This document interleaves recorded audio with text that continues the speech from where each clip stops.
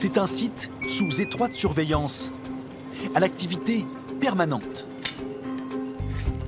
Comme chaque matin, ce technicien va tester la qualité de l'air. Alors là, je suis en train de changer, de remplacer le filtre de prélèvement qu'on fait quotidiennement. On contrôle qu'il y a de la non-radioactivité.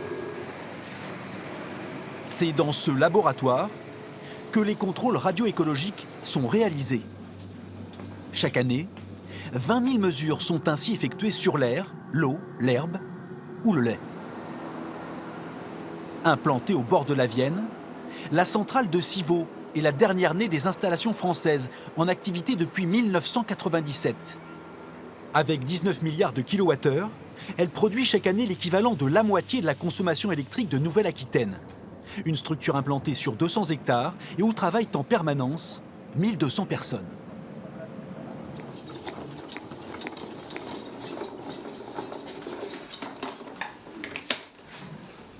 Coucou.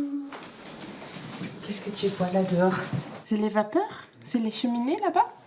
Il y a 2 ans, Aurore et sa famille ont décidé d'emménager à Valdivienne, à 3 km à peine de la centrale. Ça a été pour nous une opportunité et quand on a acheté la maison, on s'est en tout cas pas soucié de savoir si on était à proximité de la centrale. On a vu qu'au niveau rapport par rapport à la maison, par rapport au cadre de vie, par rapport à la valeur de la maison, c'était intéressant. Cette proximité impose quand même une précaution, celle d'avoir à disposition des comprimés d'iode. Là, je les garde en fait dans le tiroir de la cuisine pour pas les mélanger aux autres médicaments et les avoir à portée de main pour pouvoir les prendre rapidement s'il y avait besoin. Dans un rayon de 10 km autour de la centrale, les habitants doivent retirer leurs comprimés d'iode en pharmacie. Tous sont aussi censés être informés régulièrement par courrier sur les autres mesures à observer en cas d'accident nucléaire. Bonjour papa, Voilà. Ça va? Ça va. Merci. Donc Papier, ça c'est ce que papier. tu as reçu en lettre d'information. Donc un courrier, petit courrier comme ça. Tout ce que j'ai reçu. En cas d'accident, vous serez alerté et informé. La sirène, les appels téléphoniques si on est dans un rayon de 2 km. Toi tu les as eus, nous on les avait pas eus. Oui. Et on était quand même sur la commune. Si la campagne elle est renouvelée, il y a eu quand même un défaut d'information, en tout cas pour certains. Plus de 20 000 personnes vivent dans les 19 communes autour de la centrale. Une présence devenue presque familière et dont les retombées économiques sont importantes. À l'hôtel de la Plage, on accueille régulièrement des employés du site de Civaux. C'est toute une activité autour. Parce qu'en fait, il y a nous en hôtellerie, mais il y a aussi tous ceux qui sont autour, qui font des gîtes, des chambres d'hôtes, tout ça. Ça fait marcher les boulangeries, les épiceries. L'épicier qui est en face, elle fait travailler. Bon, je parle pour chez nous. À 60 km de là, du côté de Mirbeau, certains ne partagent pas cette apparente sérénité. Jacques Terraché fait partie du réseau Sortir du nucléaire et connaît bien la centrale de Civaux. Alors, ce sont les plans SEC nationaux concernant la distribution d'iode et puis l'accident nucléaire majeur. Militant, il se définit lui-même comme un lanceur d'alerte. Nous essayons de faire ressortir les problèmes qui sont mal résolus ou en cours de... Comme les histoires de fil de tritium, par exemple. On attend des réponses depuis des années, on n'a pas de réponse satisfaisante. La population française est sous une épée de Damoclès, oui, d'où l'utilité de ces plans-là. Enfin, l'utilité, la nécessité d'avoir le plan, tout au moins. Mais si ça casse vraiment chez nous, la population va souffrir, la France va souffrir très fort. On prend des risques énormes. Sa voix, Jacques Terraché tente de la faire entendre. À l'hôtel du département, 2 fois par an, se réunit la commission locale d'information de Civaux. Mise en place en 1981, elle a pour mission de renseigner le public sur le fonctionnement de la centrale. Élus, membres d'associations, directions, agences de santé, tous sont là pour échanger. Avec une intervention toujours très attendue, celle de l'autorité de sûreté du nucléaire. En mars dernier, sa représentante rappelle à l'ordre la direction. La centrale de Civaux présente des performances en matière de sûreté qui sont en retrait par rapport à la moyenne du parc en 2018, notamment en raison des erreurs de maintenance qui ont été commises en 2018. Et l'ASN est également vigilante sur la thématique de l'environnement, puisque nos inspections ont montré que la centrale avait des difficultés à gérer une pollution accidentelle de son réseau d'eau pluviale. En 2018, en effet, l'ASN a simulé le déversement d'acide chlorhydrique et pointé du doigt une défaillance pour y faire face. Depuis, des mesures ont été prises, en attendant la création d'un bassin de rétention des eaux usées. La réponse à l'ASN s'est faite en 3 phases.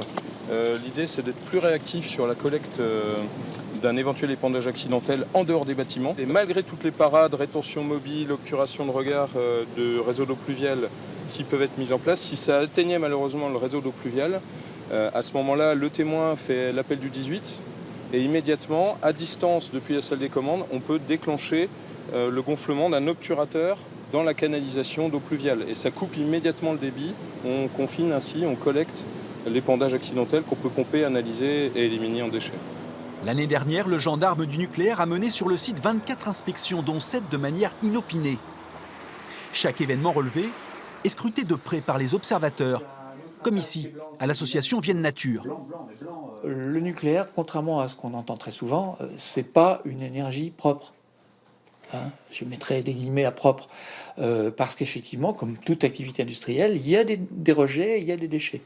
Et en particulier, si on considère la Vienne, il y a des rejets qui sont tout à fait légaux, qui sont dans les limites réglementaires, mais il n'empêche que des produits atteignent la Vienne. Alors, on pense aux rejets radioactifs, et effectivement, il y en a dans l'air, il y en a dans l'eau, mais il y a aussi des rejets chimiques. Si on regarde bien la liste, eh bien, par exemple, on n'est pas loin d'une dizaine de tonnes par an d'acide borique rejeté dans la Vienne. La direction, elle aussi, reste attentive. Car à l'heure où le débat sur le nucléaire n'a jamais été aussi vif, l'image de la centrale est essentielle. Aujourd'hui, nous, on a une responsabilité. C'est notre responsabilité en termes de sûreté nucléaire, d'environnement, de sécurité du personnel. Ça fait aussi partie des enjeux de l'industrie. Et forcément, l'image est aussi quelque chose qui est important. On se doit de montrer, de donner confiance dans ce qu'on fait, puisque finalement, notre acceptation sur le territoire, elle repose sur le fait que les gens ont confiance. Et donc, c'est à nous de prouver qu'on peut nous faire confiance. En termes d'image, beaucoup de choses ont changé après le 11 mars 2011 et la catastrophe de Fukushima. En matière de sécurité également, EDF a ainsi choisi d'installer des diesels d'ultime secours, moteurs capables de fournir de l'électricité au système de sûreté en cas d'accident. À Civaux, il devrait être opérationnel cette année. À quelques mètres, la force d'action rapide nucléaire, elle, semble prête à intervenir. Il en existe 4 en France. Ici, 70 personnes ont été recrutées en interne et dotées d'importants moyens rapidement mobilisables. Notre mission, c'est d'apporter des moyens humains et matériels sur un site qui se retrouverait sinistré, soit à la suite d'intempéries ou de conditions climatiques extrêmes, ou suite à un accident d'origine variée, mais qui peut avoir des conséquences sur l'exploitation nucléaire. L'électricité, elle vient de pas loin. Elle vient de Civaux ou d'ailleurs, parce que, enfin, en principe, c'est quand même Civaux qui doit alimenter la région. À Tercé, la présence de la centrale nucléaire est depuis longtemps intégrée par la population. Il n'y a jamais personne qui vient ici pour poser des questions. Hein. Jamais. Jamais. On n'en discute même pas. Incluse dans un rayon de 10 km, la municipalité fait partie du plan particulier d'intervention mis en place par la préfecture. Pour faire face à un éventuel accident, Christian Richard a donc dû élaborer un plan communal de sauvegarde. Les autorités, j'espère qu'elles sont prêtes. Nous, si on est prévenu dès qu'il y a l'incident et si on a 24 heures ou quelques heures pour les gens, je ne sais pas s'ils en ont vraiment conscience. Je ne suis pas sûr. Mais nous, on sait que s'il y a quelque chose, on sera sur le terrain. Ça, on en a conscience, oui, évidemment. En 2019, ce périmètre de sécurité renforcé a été élargi à un rayon de 20 km autour de la centrale. C'est une des autres conséquences de Fukushima et de la volonté affichée des autorités de mieux prendre en compte le risque. Alors qu'avec la transition énergétique, la part du renouvelable devrait progresser et celle du nucléaire diminuer, les vapeurs de la centrale de Civaux devrait être visible dans le ciel du Poitou et au-delà pendant encore plusieurs décennies.